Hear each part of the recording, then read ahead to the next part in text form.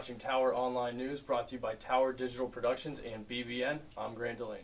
In sports scores, the Bison volleyball team competed in another packed tri-match this past Saturday, where they split match wins for the day. Beginning the day with a loss against Heidelberg 3-1, the women were able to come back against Denison University, coming away with a 3-game sweep. Setting a season high in kills total was junior Ariel Sanders, collecting 27 for the combined matches. Defensively, Sanders also posted 7 blocks against Denison to help the Bison receive their 16th win of the season. Thanks to a last-minute goal by Sierra Kohler, the field hockey team was able to defeat Earlham 3-2 on Saturday afternoon.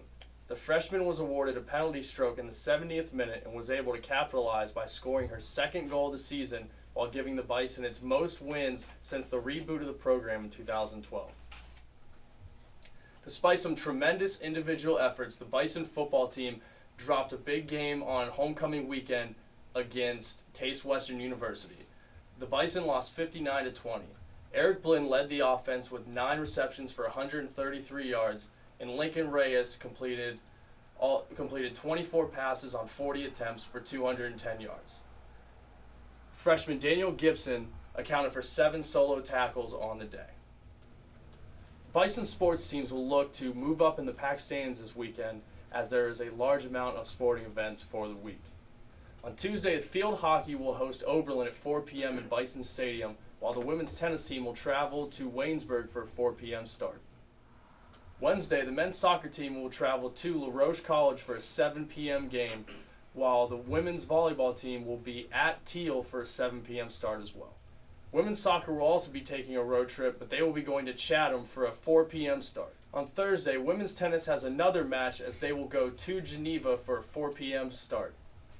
Swimming and diving will get their season underway at 7:30 p.m. at the WV Games located at West Virginia University campus. Friday sees women's tennis see their first back-to-back match as they will have Franciscan at home, while swimming and diving will continue the WV Games down in Morgantown.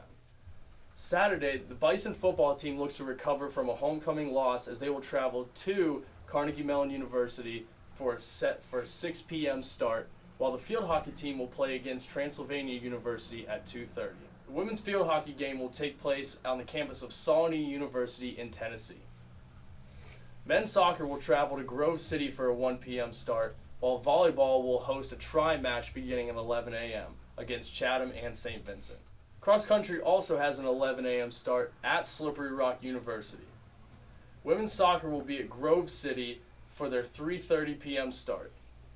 Field hockey sits at 5-7 on the year, while football is 2-3 with a 1-2 record in the President's Athletic Conference.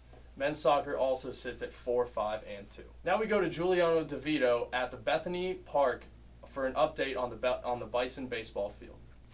Thanks, Grant. I'm here at Bison Park, where the new Bethany baseball field is being under construction. As you can see, they are installing a new infield turf to the baseball field, in addition to dirt being on the pitcher's mound as well as around home plate. And we did manage to get an interview with some players, and here are their thoughts on the new baseball field. Well, I think what I'm looking forward to most is having this nice new surface. It's going to be really nice for my infielders to field ground balls. It's going to be a lot better than what we had prior without that huge flip. I think it's going to help us with our fielding percentage.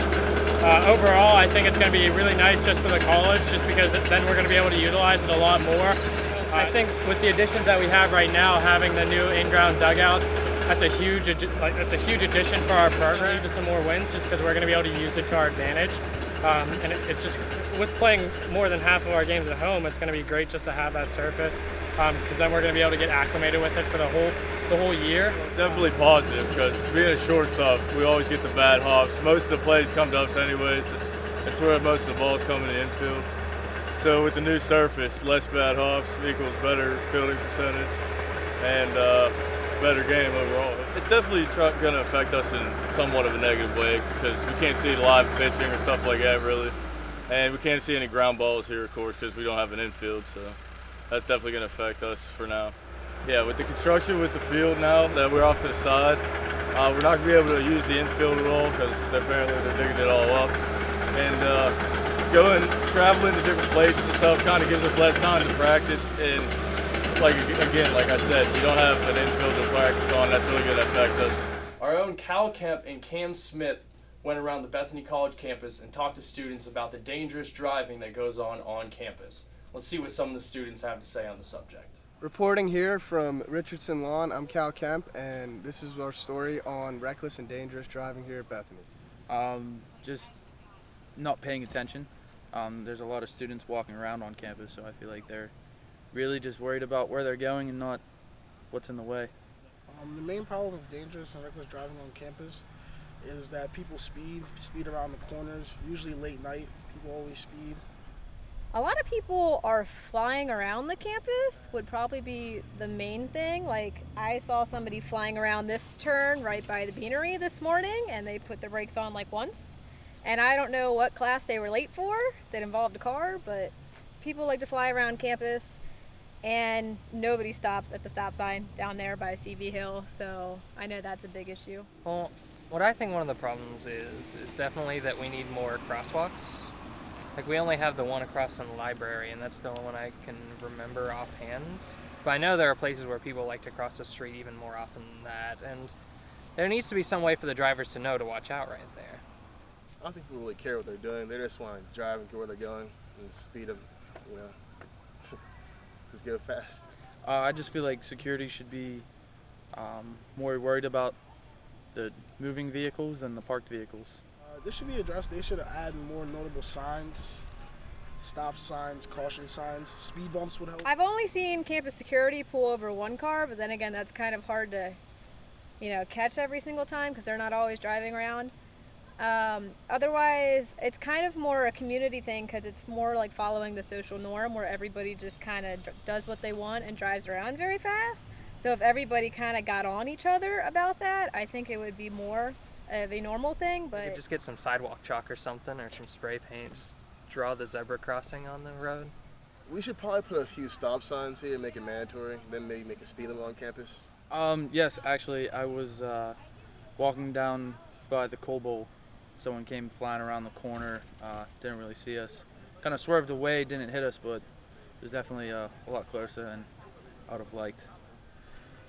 Actually not, but I've seen drivers driving too fast, like especially down the hills, coming to CV, going up the hills. I know there's been a couple late nights where cars will come flying around a turn and you don't see the lights and you're just like, thank God I was not in the road at that time. Yeah, I was like crossing from Goodnight Hill to like the Wellness Center. I was hit by a car like 2 times. It comes around like the blind side and like the left side of you, and I don't think they see you.